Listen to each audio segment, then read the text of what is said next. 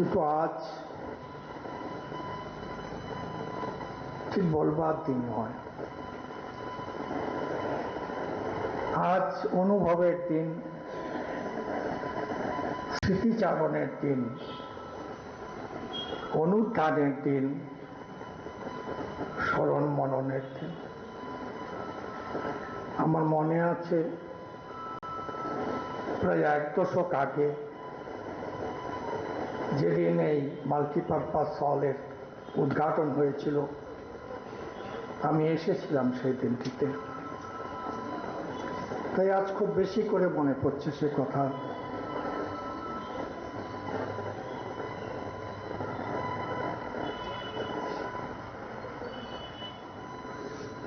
আমি আপনাদের মধ্যে আবার আসতে পেরে নিজেকে অত্যন্ত ভাগ্যবান মনে করছি।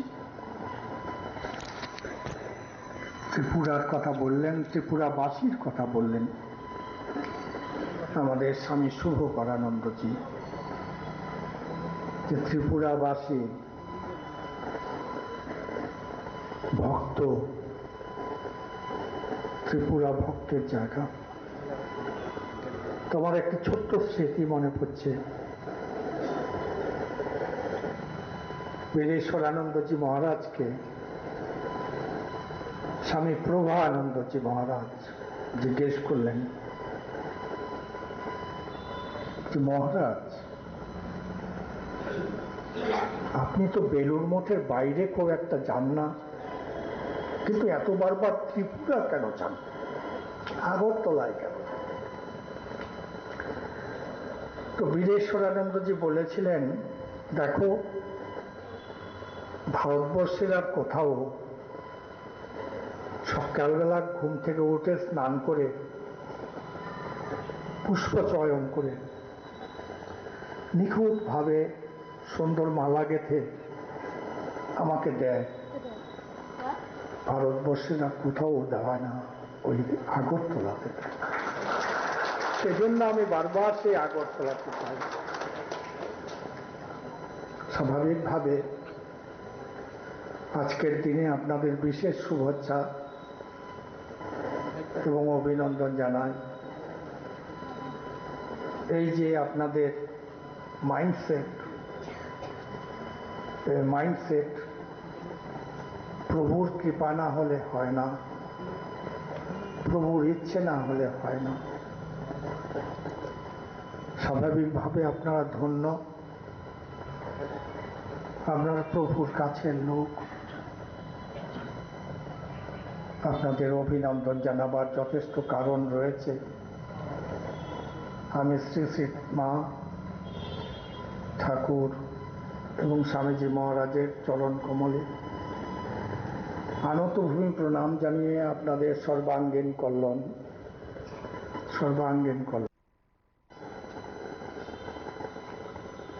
আমাদের আজকে এই সভায় মুখ্য অতিথি এই রাজ্যের অত্যন্ত শ্রদ্ধেয় মুখ্যমন্ত্রী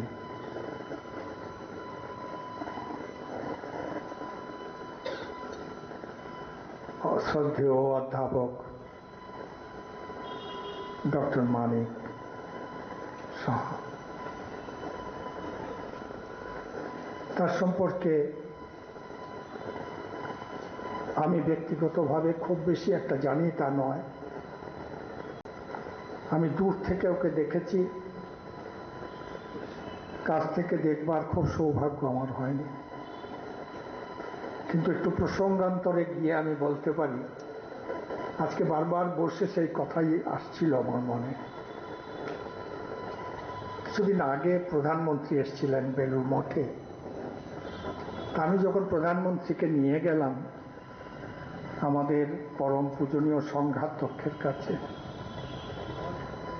प्रधानमंत्री प्रणाम कर बोलें, महाराज मैं भारत का प्रधानमंत्री होने का नाते यहाँ पे नहीं आया, घर का लड़का घर में वापस आया। আমি ভারতের প্রত্যাবর্তন করেছি। আপনারা অনেকে শুনে থাকবেন, যদিও এটা অপ্রাসঙ্গিক এখানে তথাপি বলছি যে নরেন্দ্র মোদী তার যৌবনে বেলুড় মঠে সন্ন্যাসী হতে এসেছিলেন। বেলুড় মঠের প্রেসিডেন্ট মহারাজ বলেছিলেন, এটি তোমার পথ নয়, তোমার পথ দেশের কাজ করা। সে যাই হোক, সেজন্যই বোধ করি বলেছিলেন, ঘর কালির কা ঘর মে বাপস। মানিক সরকারকে কাছে থেকে হোক দূরে থেকে হোক, আমি যখনই দেখেছি আমার কোনো আসক্তি নেই। আমি অনাসক্তর দৃষ্টিতে দেখেছি আজকের যে নৈরাজ্য, সেই নৈরাজ্যে মানিক সরকারকে বলা যেতে পারে ওয়েসিস ইন ডিজার্ট। মরুভূমিতে মরুদ্যান। মানিক সাহা, দুঃখিত, মানিক সাহা, স্ট্যান্ড কারেক্টেড। মানিক সাহা, একটা ঘটনা তাহলে বলি। মানিক সরকার যখন মুখ থেকে বেরিয়ে এলো, বছর 10 আগে আমি যখন আসি এখানে, এই হলের উদ্ঘাটন হয়েছিল, তখন মানিক সরকার মশাই মুখ্যমন্ত্রী ছিলেন। উনি এলেন, উনি অর্ঘ্য দিলেন ঠাকুরমা স্বামীজিকে। তো পূর্ণাত্মানন্দজি তখন এখানকার অধ্যক্ষ ছিলেন। তো পূর্ণাত্মানন্দজি বললেন যে, মানিকবাবু, আপনি যে এই কাজটা করলেন, আপনার তো আজকেই বিকেলে মিটিং ডেকে আপনাকে পার্টি থেকে বের করেছে। তো সে যাই হোক, মানিকবাবু বললেন বের করে দিলে বের করে দিলে। সে যাই হোক, এই যে মানিক সাহা, আমি বিন্দুমাত্র অতিশয়োক্তি করছি না। এ ব্যাপারে আমার কোনো তোষামদের প্রবৃত্তি নেই, প্রয়োজনও বোধ করি নেই। আজকে রাজনৈতিক আকাশে যে নৈরাজ্য সমস্ত দেশে কম বেশি, তার মধ্যে মানিক সরকার হচ্ছেন Oasis in dessert. Manik Saha হচ্ছেন ওয়েসিস ইন ডিজার্ট, মরুভূমিতে মরুদ্যান। আমি ব্যক্তিগতভাবে শুনেছি, আমি জানি তিনি প্রধানমন্ত্রীর অত্যন্ত বিশ্বাসযোগ্য এবং প্রিয় পাত্র। এবং আমি এও জানি, আশা করি আপনারা অন্যভাবে নেবেন না, আমায় কোনো অপরাধী করবেন না, যে ভারতবর্ষে যে কয়েকজন অত্যন্ত পরিচ্ছন্ন মুখ্যমন্ত্রী আছেন, তার মধ্যে মানিক সাহা অন্যতম। তাই মানিক সাহাকে আমি শ্রদ্ধা জানাই। মানিক সাহাকে আমি এই প্রার্থনা করি ওর জন্য ঠাকুরমা স্বামীজির কাছে, যে ওর সর্বাঙ্গীন কল্যাণ হোক, সর্বাঙ্গীন বিকাশ হোক, যা কিছু শুভ তা ওর জীবনে প্রতিফলিত হোক। উনি সপরিবারে আনন্দে সুখে থাকুন। এবং আমাদের এই সংঘের তরফে মুখ্যমন্ত্রী এই আগরতলা প্রতিষ্ঠানের জন্য যা করেন, সেজন্য আমি সাধারণ সম্পাদক হিসেবে তার কাছে কৃতজ্ঞতা জানাই, ধন্যবাদ জানাই।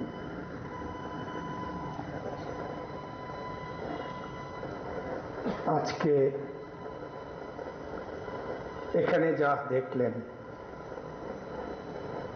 সেটি বিবেকানন্দ দর্শনের একটি ভগ্নাংশ। স্বামী বিবেকানন্দ আজ সমস্ত পৃথিবীতে ছড়িয়ে পড়েছেন। কিছুদিন আগে আমার কাছে এসেছিলেন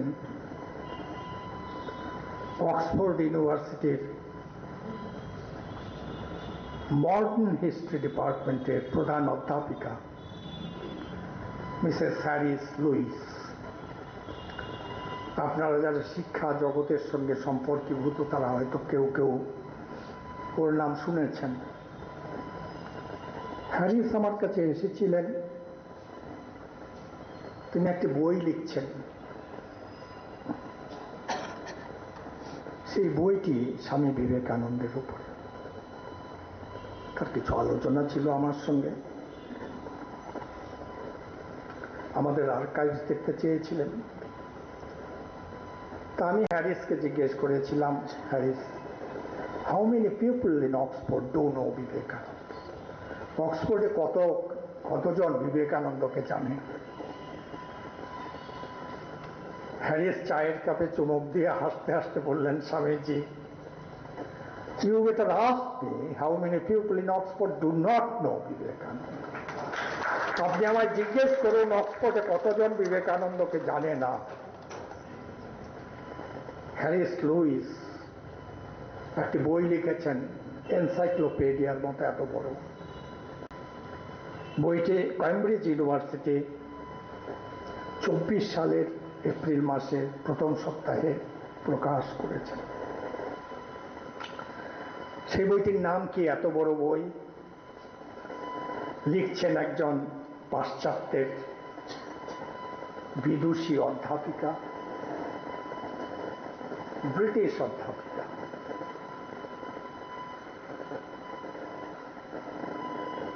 সেই বইটির নাম হচ্ছে বিবেকানন্দ, দি গুরু to the world. Swami Vivekananda পৃথিবীর গুরু, লিখছেন একজন ব্রিটিশ অধ্যাপিকা। তিনি ভারতবর্ষের নন, তিনি প্রাচ্যের নন, তিনি এশিয়ার নন, তিনি ব্রিটিশ অধ্যাপিকা। যারা যে ব্রিটিশ এক সময় আমাদের বেয়নেট,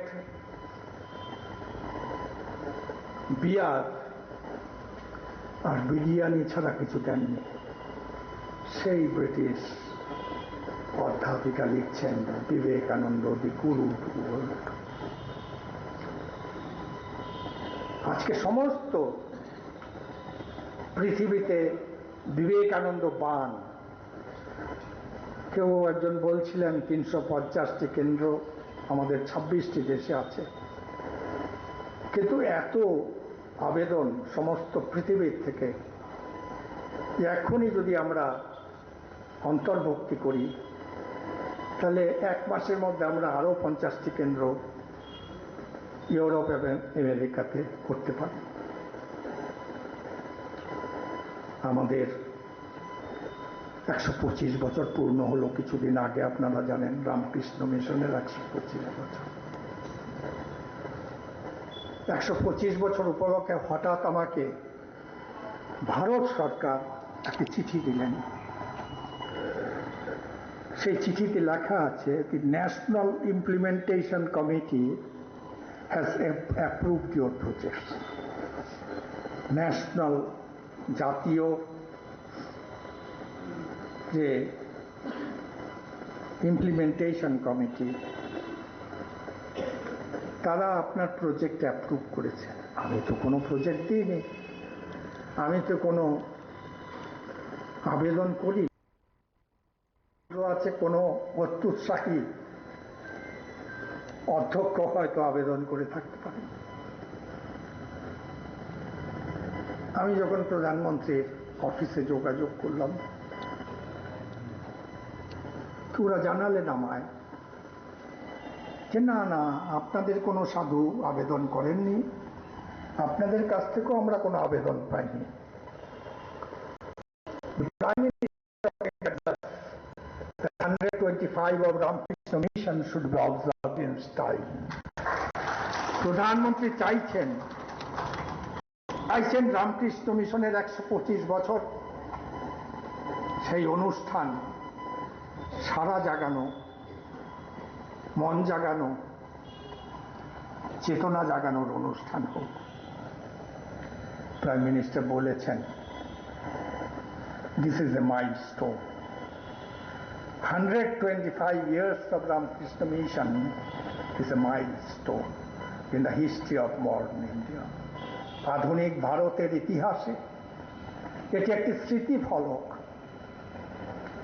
এবং তারপর আমরা কি দেখলাম? আমরা দেখলাম ওরা আমাদের টাকা দিলেন, বললেন আপনাদের সঙ্গে কাঁধে কাঁধ মিলিয়ে আমরা এই রামকৃষ্ণ মিশনের 125 বছর পালন করব। করলেনও। কমিটি হলো, অমিত শাহজি তার সভাপতি। অমিত শাহ কি বললেন?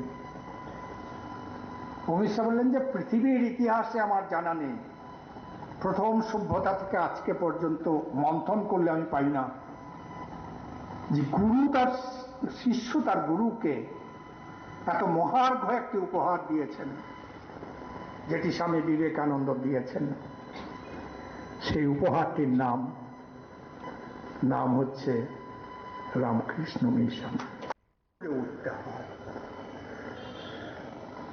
যে 125 বছর একটি আধ্যাত্মিক প্রতিষ্ঠানের বয়স।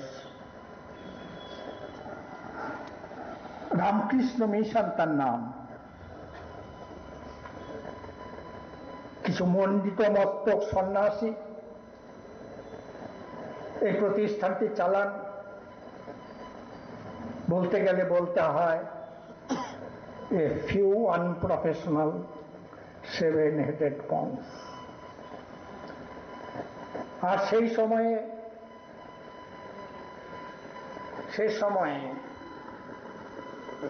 যে সমস্ত মাল্টিনেশনালের জন্ম হয়েছিল,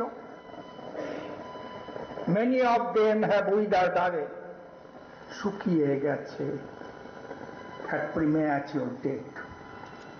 বলা বাহুল্য, মাল্টিন্যাশনালদের পেছনে প্রফেশনালদের আশীর্বাদ ছিল, অবদান ছিল, পৃষ্ঠপোষকতা ছিল, তথাপি তারা শুকিয়ে গেছে শুকনো ফুলের মতো। কিন্তু এই প্রতিষ্ঠান, this is going from height to height, from strength to strength. এই প্রতিষ্ঠান এগিয়ে চলেছে, আরো উন্নত হচ্ছে। কি করে সম্ভব? এদের এত ছোট একটি প্রতিষ্ঠান।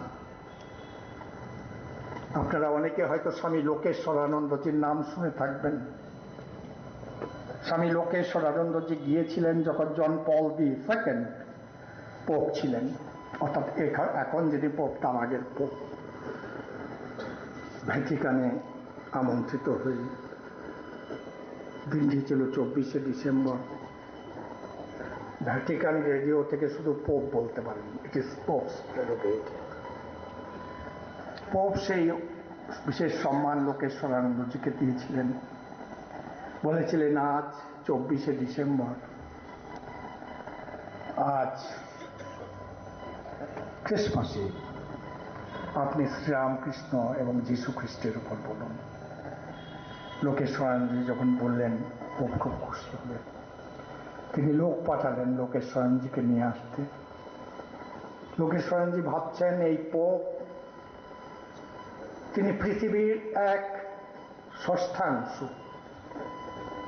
হি ইজ দি এম্পারার, এক তৃতীয়াংশ, he is the emperor of the hearts of 1/3 of the total population. আমরা দেখেছি আটলান্টিক মহাসাগরে তরঙ্গ, বিবেকানন্দ তরঙ্গ। আমরা প্রশান্ত মহাসাগরে বিবেকানন্দ তরঙ্গ দেখেছি, আমরা ভূমধ্য সাগরেও দেখেছি। কিন্তু আমরা অনাবৃষ্টির জন্য কুখ্যাত হোয়াংহোতে কোনো সময় বিবেকানন্দ তরঙ্গ দেখিনি। কিছুদিন আগে আমার কাছে এসেছিলেন, আমি মুখ্যমন্ত্রীজির সঙ্গে সে কথা বলছিলাম। আমাদের যিনি চীনের রাষ্ট্রদূত আছেন কলকাতায়, তিনি আমার কাছে অ্যাপয়েন্টমেন্ট চাইলেন। আমি পরের রোববার অ্যাপয়েন্টমেন্ট দিলাম। অনেক চা নিয়ে এসেছিলেন, খুব সুন্দর সুন্দর প্যাকেজিং। তা আমি আসতেই ঠাট্টা করে বললাম, have you come here to market tea? উনি বললেন, no, I have come here to market Vivekananda. আমি এখানে চায়ের সৌদা করতে আসিনি, আমি বিবেকানন্দকে সৌদা করতে এসেছি। কি হয়েছে? উনি বলছেন যে দেখুন, আমাদের যারা উচ্চতম রাজনৈতিক নেতৃত্ব তারা আজ শঙ্কাগ্রস্ত, সমস্যা জর্জরিত, একটি চিন্তা, একটি ভাবনা তাদের ক্লিষ্ট করছে। এবং সেই জন্য ওরা বলেছে যদি এই অবস্থা থেকে আমাদের বেরিয়ে আসতে হয় তাহলে বিবেকানন্দ ইজ দি আনসার। বিবেকানন্দই একমাত্র উত্তর। এবং সেই জন্য ওরা আমায় বলেছে আপনার সঙ্গে দেখা করতে, দেখা করে একটা ওয়ার্কআউট করতে, প্যাকেজ। তারপর গিয়ে তিনি একটি সুন্দর চিঠি লিখেছিলেন আমায়। চিঠিতে লিখলেন যে like in India, in China also many people think Ramakrishna Vivekananda is the greatest philosopher of the East. ভারতবর্ষের মতো চায়নাতেও অনেক মানুষ বিশ্বাস করে স্বামী বিবেকানন্দ রামকৃষ্ণ পরমহংস প্রাচ্যের দেবদূত। তারা হচ্ছেন প্রাচ্যের সবচেয়ে বড় দার্শনিক। কিন্তু তারপরে যে সেন্টেন্সটি লিখলেন সেই সেন্টেন্সটি খুব মারাত্মক। মানিক শাহ যা বললেন তার চাইতেও বেশি, মানিক সরকার যা বললেন তার চাইতেও বেশি। সেটি কি? তিনি বললেন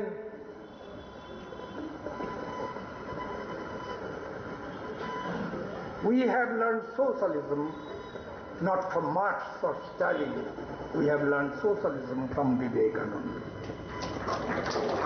আমরা মার্ক্স বা স্টালিনের কাছে সমাজবাদ শিখিনি, সমাজবাদ শিখেছি স্বামী বিবেকানন্দের কাছে। তাই ওই যে অনাবৃষ্টির জন্য কুখ্যাত হোয়াংহো, চেয়ে দেখুন সেই হোয়াংহো তো আজ বান ডেকেছে বিবেকানন্দ রামকৃষ্ণের। তাই সমস্ত পৃথিবী প্লাবিত হতে চলেছে। স্বামীজি যেটা বলেছিলেন, স্বামীজির কথা অক্ষর অক্ষর সত্য হতে চলেছে। প্রায় প্রত্যেক সপ্তাহে আমার কাছে রিপ্রেজেন্টেশন আছে বিদেশ থেকে, সে আমেরিকাই হোক, রাশিয়াই হোক, কানাডাই হোক, ইউরোপের কোনো জায়গা থেকে হোক, সাউথ আফ্রিকা হোক কি নিকারাগুয়া হোক, সব জায়গা থেকে আমার কাছে আসছে। আমরা বেদান্ত কেন্দ্র চাই, রামকৃষ্ণ মঠের বেদান্ত কেন্দ্র।